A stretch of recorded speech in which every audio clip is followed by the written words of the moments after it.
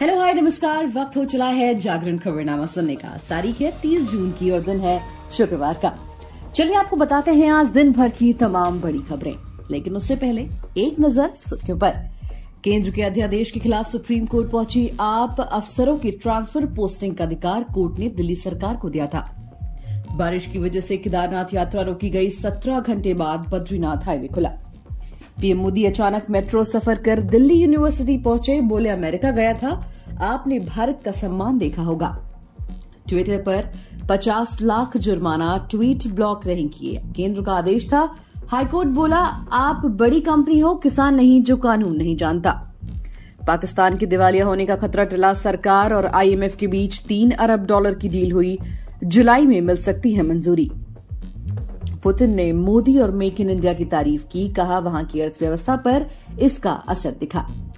HDFC bank का merger कल से इफेक्टिव होगा। इसके बाद एचडीएफसी बैंक दुनिया के मोस्ट वैल्यूएबल बैंक की लिस्ट में शामिल हो जाएगा। रीट मेंस शॉर्टलिस्ट अभ्यर्थी 3 जुलाई तक करा सकेंगे डॉक्यूमेंट वेरिफिकेशन। मेरिट के आधार पर होगा सिलेक्शन। सत्यप्रेम की कथा का बॉक्स ऑफिस पर शानदार शुरुआत। पहले दिन 9.25 करोड़ रुपए कमाए। कार्तिक की तीसरी हाईएस्ट ओपनिंग वाली फिल्म बनी। वर्ल्ड कप स्टेडियम पर 500 करोड़ खर्चा करेगा बीसीसीआई। लखनऊ चेन्नई में नई पिचें बनेंगी। दिल्ली और मुंबई के वॉशरूम सुधरेंगे। अब खबरें विस्तार से। दिल्ली में अफसरों के ट्रांसफर पोस्टिंग पर केंद्र सरकार के अध्यादेश को आम आदमी पार्टी के संयोजक और सीएम अरविंद केजरीवाल ने शुक्रवार को सुप्रीम कोर्ट में चुनौती दी है। केंद्र सरकार ने 19 मई को अधिकारियों के ट्रांसफर पोस्टिंग पर अध्यादेश जारी किया था।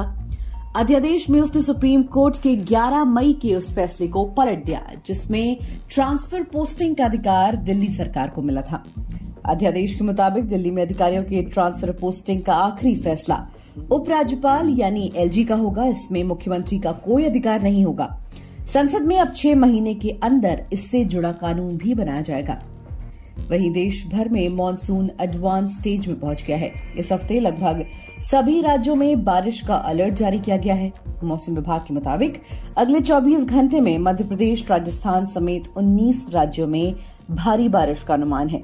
उधर भारी बारिश के कारण केदारनाथ यात्रा दिन भर के लिए रोक दी गई है। लैंडस्लाइड के 17 घंटे बाद बद्रीनाथ का रास्ता दोबारा खोल दिया गया है। आईएमडी मुंबई के मुताबिक शुक्रवार दोपहर तक मुंबई, ठाणे और पालघर जिलों में अलग अलग स्थानों पर तेज बारिश होने की संभावना है। Assam state disaster management authority के मुताबिक राज्य के 4 जिलों में अभी भी 40,000 से ज्यादा लोग बाढ़ की चपेट में हैं। राज्य में अब तक 11 लोगों की मौत हो चुकी है।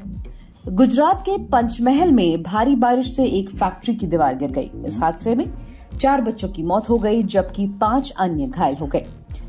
हिमाचल प्रदेश के शिमला में बाढ़ जैसे हालात हैं। वहीं उत्तराखंड के चमोली जिले में गुरुवार को भारी बारिश की वजह से छिनका के पास लैंडस्लाइड हो गया था। वहीं प्रधानमंत्री नरेंद्र मोदी शुक्रवार को दिल्ली यूनिवर्सिटी के शताब्दी समारोह में शामिल हुए। उन्होंने कहा कि एक समय था जब छात्र किसी संस्थान में एडमिशन से पहले प्लेसमेंट को प्राथमिकता देते थे। एडमिशन का मतलब डिग्री और डिग्री का मतलब नौकरी था। शिक्षा यही तक सीमित थी। उन्होंने कहा आज युवा जिंदगी को इसमें बांधना नहीं चाहता, वो कुछ नया करना चाहता है, अपनी लकीर खुद खींचना चाहता है। 2014 से पहले भारत में सिर्फ कुछ 100 स्टार्टअप थे। आज इनकी संख्या 1 लाख के पार हो गई है। कुछ दिन पहले अमेरिका की यात्रा पर गया। आपने देखा होगा कि भारत का सम्मान और गौरव कितना बड़ा है, क्योंकि भारत की क्षमता और भारत के युवाओं पर विश्व का भरोसा बड़ा है। वहीं कर्नाटक हाईकोर्ट ने शुक्रवार को केंद्र सरकार के आदेश के खिलाफ लगाई ट्विटर की याचिका खारिज कर दी। ट्विटर ने कुछ लोगों के अकाउंट, ट्वीट और यूआरएल ब्लॉक करने के केंद्र सरकार के आदेश को कोर्ट में चुनौती दी थी। सुनवाई करते हुए जस्टिस कृष्णा एस दीक्षित ने कहा कि ट्विटर को सरकार के आदेशों का पालन करना चाहिए। कोर्ट ने ट्विटर पर 50 लाख रुपए का जुर्माना भी लगाया। अब आपको हाईकोर्ट की उन 5 टिप्पणियों के बारे में बताते हैं जो जुर्माने के साथ शर्त भी हैं। पहला ये कि जुर्माना 45 दिन के अंदर भरना होगा। अगर नहीं भरा तो इस अवधि के बाद हर दिन 5,000 और देने होंगे। दूसरा ये कि अदालत को वजह भी नहीं बताई कि केंद्र का ट्वीट ब्लॉक करने का आदेश क्यों नहीं माना। तीसरा ये कि आप एक मल्टी बिलियनियर कंपनी हो, कोई किसान या फिर आम आदमी नहीं जिसे कानून न पता हो। चौथा ये कि ये जानते हुए भी कि आदेश न मानने पर 7 साल की सजा और फाइन लगाया जा सकता है। ट्विटर ने सरकार के आदेशों का पालन नहीं किया। पांचवा ये कि जिसका ट्वीट ब्लॉक कर रहे हैं उसे कारण बताएं, और साथ ही ये भी कि ये प्रतिबंध कुछ समय के लिए है या फिर अनिश्चित काल के लिए। वहीं पाकिस्तान पर आते हैं। पाकिस्तान एक बार फिर दिवालिया होने से बच गया है। इंटरनेशनल मॉनिटरी फंड ने पाकिस्तान को स्टाफ लेवल एग्रीमेंट के तहत $3 अरब का कर्ज देने का फैसला किया है। IMF और पाकिस्तान की सरकार के बीच 9 महीने का स्टैंड बाय अरेंजमेंट हुआ है। हालांकि अभी इसे IMF के एग्जीक्यूटिव बोर्ड की मंजूरी मिलना बाकी है। पाकिस्तान के लिए IMF के मिशन प्रमुख नाथन पोर्टर ने कहा, मुझे ये ऐलान करते हुए खुशी हो रही है कि IMF का पाकिस्तानी अथॉरिटी के साथ उसके IMF कोटे के 111% यानी $3 बिलियन के लिए 9 महीने के स्टैंड बाय अरेंजमेंट के तहत स्टाफ लेवल एग्रीमेंट हो गया है। दरअसल पाकिस्तान और IMF के बीच $6.5 अरब के कर्ज पर 2019 में सहमति बनी थी। वहीं रूस के राष्ट्रपति व्लादिमीर पुतिन ने भारत और प्रधानमंत्री मोदी की तारीफ की है। उन्होंने कहा है कि भारत एक ऐसा देश है जो कंपनियों को अपने देश में आकर काम करने के लिए बढ़ावा दे रहा है। पुतिन ने कहा, हमारे खास दोस्त PM नरेंद्र मोदी ने कई सालों पहले मेक इन इंडिया की शुरुआत की थी। आज भारत की अर्थव्यवस्था पर इसका असर साफ नजर आ रहा है। रूसी मीडिया के मुताबिक पुतिन गुरुवार को मॉस्को में Russia agency for strategic initiatives की तरफ आयोजित एक फोरम में बोल रहे थे। उन्होंने रूस में घरेलू प्रोडक्ट्स और ब्रांड्स को बढ़ावा देने के लिए भारत का उदाहरण दिया। उन्होंने कहा, ऐसे समय में जब पश्चिमी देश लगातार रूस के साथ व्यापार पर प्रतिबंध लगा रहे हैं, हमें भारत की तरह अपने देश की कंपनियों को बढ़ावा देते हुए उन्हें एक बेहतर मार्केट उपलब्ध करवाना चाहिए। वहीं हाउसिंग डेवलपमेंट फाइनेंस कॉर्पोरेशन और HDFC बैंक का मर्जर कल यानी 1 जुलाई को इफेक्टिव होगा। इसके बाद HDFC बैंक दुनिया के मोस्ट वैल्यूएबल बैंक की लिस्ट में शामिल हो जाएगा।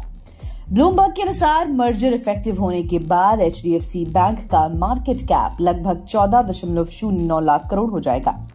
इसके साथ ही बैंक के पास लगभग 12 करोड़ कस्टमर हो जाएंगे। बैंक अपने ब्रांच नेटवर्क को 8,300 से अधिक बढ़ाएगा और बैंक में कर्मचारियों की संख्या 1,77,000 से अधिक हो जाएगी। रिपोर्ट के अनुसार HDFC बैंक दुनिया की मोस्ट वैल्यूएबल बैंक की लिस्ट में JP Morgan Chase & company, industrial and commercial bank of China limited और बैंक ऑफ अमेरिका कॉर्प के बाद चौथे स्थान पर पहुंच जाएगा।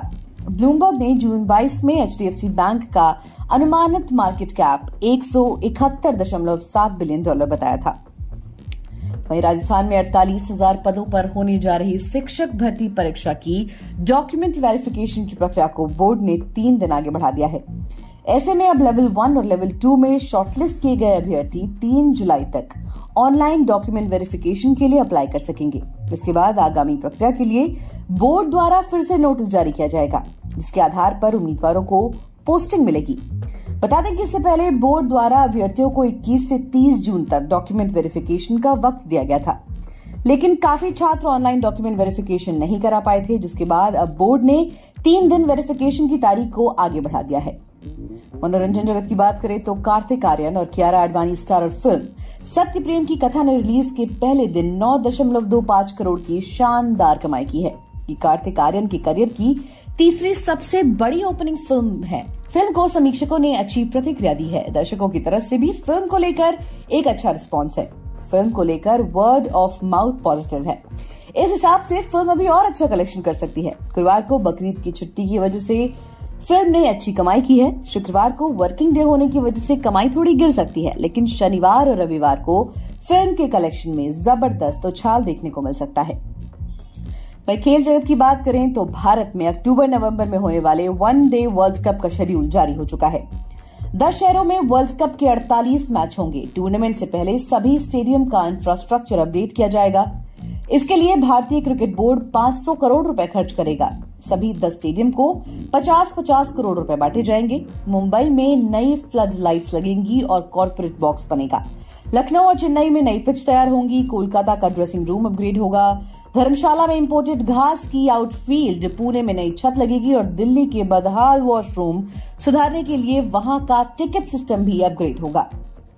भारत के 10 शहरों को वर्ल्ड कप मैचों की मेजबानी मिली है। इसमें अहमदाबाद, चेन्नई, मुंबई, धर्मशाला, दिल्ली, पुणे, बेंगलुरु, हैदराबाद, लखनऊ और कोलकाता के नाम शामिल हैं। गुवाहाटी और तिरुवनंतपुरम में हैदराबाद के साथ वार्म अप मैच होंगे। मुंबई, कोलकाता में सेमीफाइनल खेले जाएंगे और अहमदाबाद में 19 नवंबर को फाइनल होगा। इसी के साथ आज के लिए फिलहाल इतना ही। देश और दुनिया की बाकी खबरों को जानने के लिए सुनते रहिए जागरण खबरनामा।